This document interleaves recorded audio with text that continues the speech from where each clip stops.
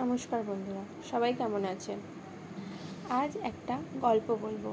গল্পের নাম কালো মেয়ে। আজ এক কন্যাদায়গ্রস্ত পিতার সঙ্গে দেখা। ভদ্রলোক পেশায় অটো চালক।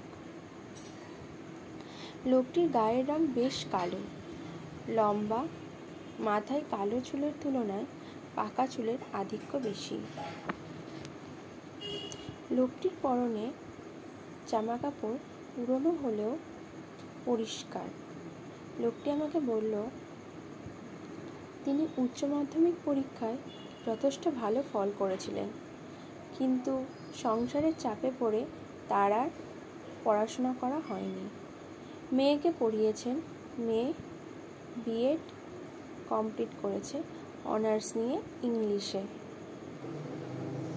কিন্তু মেয়ের গায়ের রং তার মতো হওয়ায় তিনি মেয়ের বিবাহ দিতে অসমর্থ। এই জন্যই তিনি বিভিন্ন পাত্রপাত্রী চাই পত্রিকায় মেয়ের জন্য বিজ্ঞাপন দিয়েছেন, কিন্তু সেই রকম মনের মতো পাত্র খুঁজে পায়নি।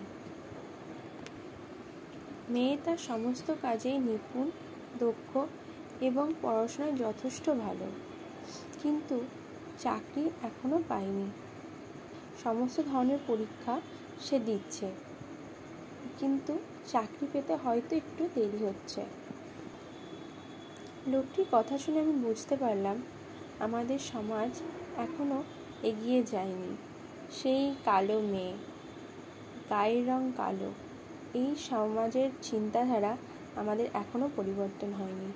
মেয়েদের গুণ, শিক্ষা, নীতি এগুলোর ধারে কাছে আমরা যেতে পারিনি এবং আমাদের চিন্তাধারার পরিবর্তন আমরা করতে পারিনি।